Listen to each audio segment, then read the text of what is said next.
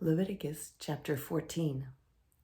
The Lord said to Moses, "These are the regulations for the diseased person at the time of his ceremonial cleansing, when he is brought to the priest. The priest is to go outside the camp and examine him. If the person has been healed of his infectious disease, the priest shall order that 2 live clean birds and some cedar wood, scarlet yarn, and hyssop be brought for the one to be cleansed. Then the priest shall order that one of the birds be killed over the fresh water in the clay pot.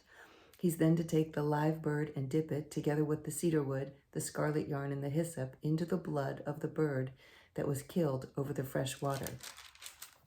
7 times he shall sprinkle the one to be cleansed of the infectious disease and pronounce him clean. Then he is to release the live bird in the open fields. The person to be cleansed must wash his clothes, shave off all his hair, and bathe with water. Then he will be ceremonially clean. After this, he may come into the camp, but he must stay outside his tent for 7 days. On the 7th day, he must shave off all his hair.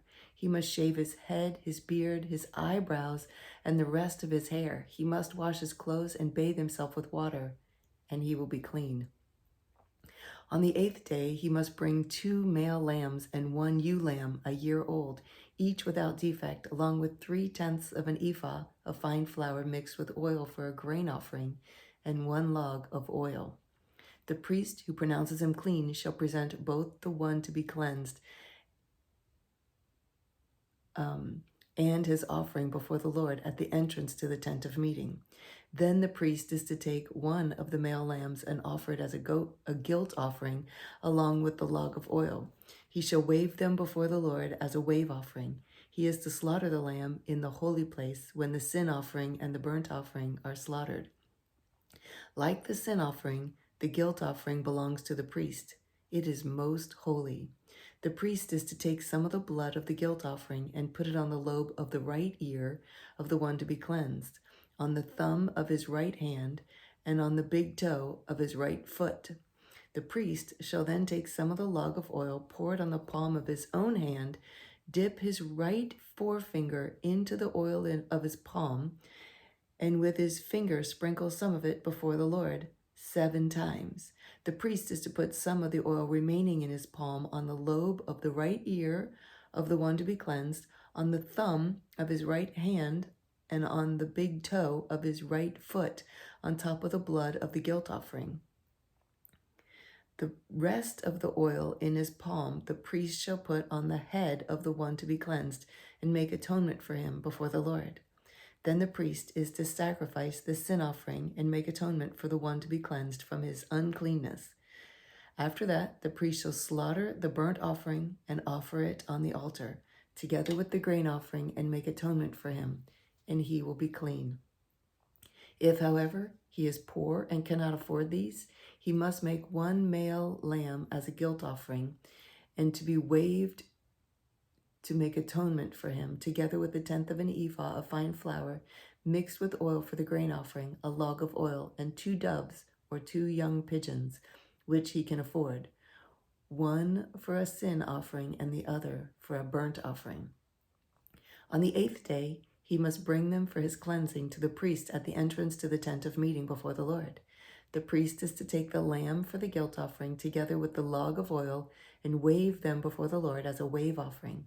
He shall slaughter the lamb for the guilt offering and take some of its blood and put it on the lobe of the right ear of the one to be cleansed, on the thumb of his right hand, and on the big toe of his right foot. The priest is to pour some of the oil into the palm of his own left hand, and with his right forefinger sprinkle some of the oil from his palm 7 times before the Lord. Some of the oil in his palm he is to put on the same places he put the blood of the guilt offering, on the lobe of his right ear, on the lobe of the right ear of the one to be cleansed, on the thumb of his right hand, and on the big toe of his right foot. The rest of the oil in his palm the priest shall put on the head of the one to be cleansed, to make atonement for him before the Lord. Then he shall sacrifice the doves or the young pigeons, which the person can afford, 1 as a sin offering and the other as a burnt offering, together with the grain offering. In this way, the priest will make atonement before the Lord on behalf of the one to be cleansed. These are the regulations for anyone who has an infectious skin disease and who cannot afford the regular offering for his cleansing. The Lord said to Moses and Aaron, "When you enter the land of Canaan, which I am giving you as your possession, and I put a spreading mildew in a house in that land, the owner of the house must go and tell the priest, 'I have seen something that looks like mildew in my house.'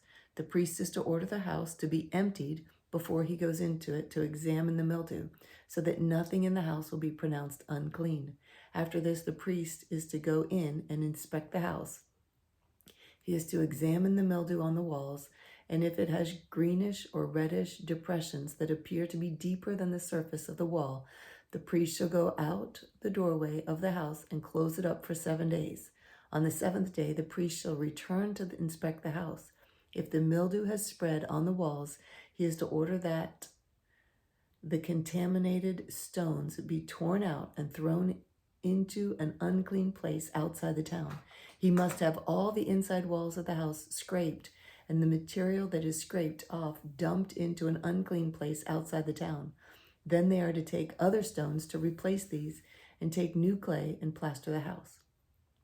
If the mildew reappears in the house after the stones have been torn out and the house scraped and plastered, the priest is to go and examine it, and if the mildew is spread in the house, it is a destructive mildew. The house is unclean. It must be torn down, its stones, timbers, and all the plaster, and taken out of the town to an unclean place.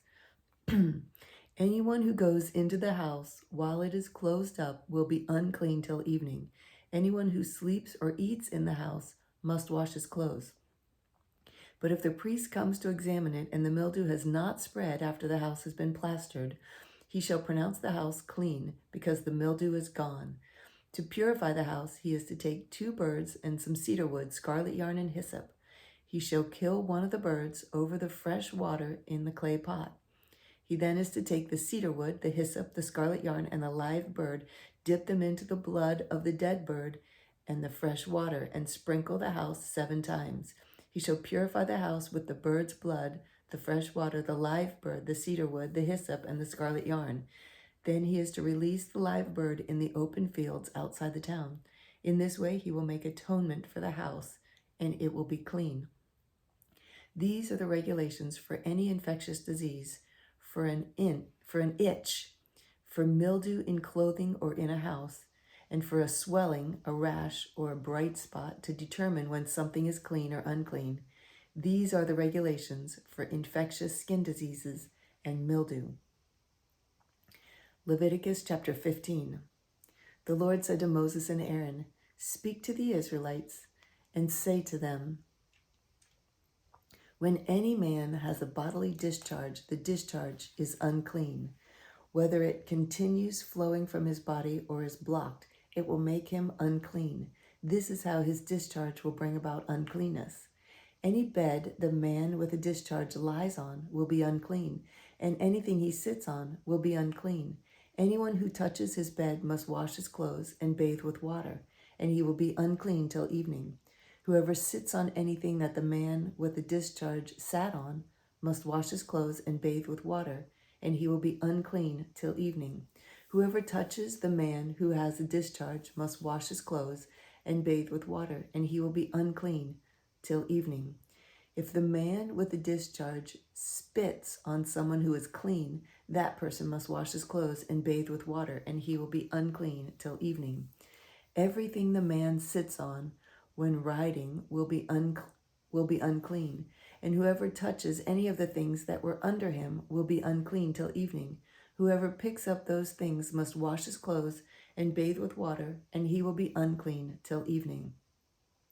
Anyone the man with a discharge touches without rinsing his hands with water must wash his clothes and bathe with water, and he will be unclean until evening.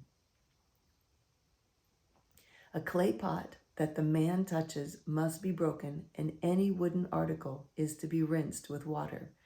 When a man is cleansed from his discharge, he is to count off 7 days for his ceremonial cleansing. He must wash his clothes and bathe himself with fresh water, and he will be clean. On the 8th day, he must take 2 doves or 2 young pigeons and come before the Lord to the entrance to the tent of meeting and give them to the priest. The priest is to sacrifice them, the one for a sin offering and the other for a burnt offering. In this way, he will make atonement before the Lord for the man because of his discharge.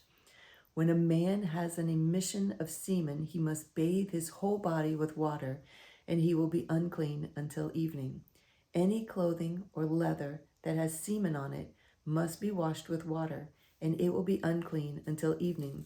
When a man lies with a woman, and there is an emission of semen, both must bathe with water, and they will be unclean until evening.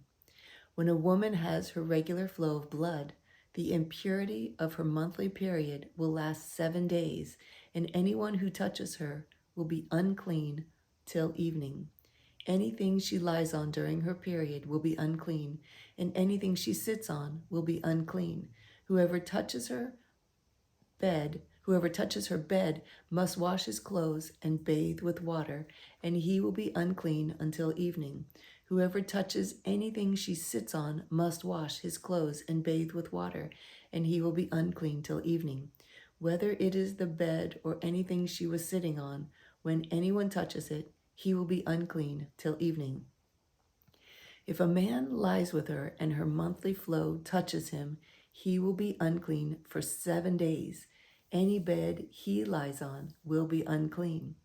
When a woman has a discharge of blood for many days at a time other than her monthly period, or has a discharge that continues beyond her period, she will be unclean as long as she has the discharge, just as in the days of her period. Any bed she lies on while her discharge continues will be unclean, as is her bed during her monthly period, and anything she sits on will be unclean, as during her period. Whoever touches them will be unclean. He must wash his clothes and bathe with water, and he will be unclean till evening. When she is cleansed from her discharge, she must count off 7 days, and after that she will be ceremonially clean. On the 8th day, she must take 2 doves or 2 young pigeons and bring them to the priest at the entrance to the tent of meeting. The priest is to sacrifice one for a sin offering and the other for a burnt offering.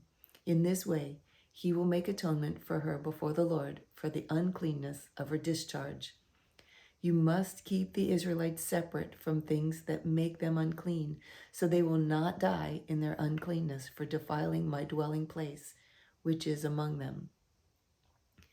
These are the regulations for a man with a discharge, for anyone made unclean by emission of semen, for a woman in her monthly period, for a man or a woman with a discharge, and for a man who lies with a woman who is ceremonially unclean.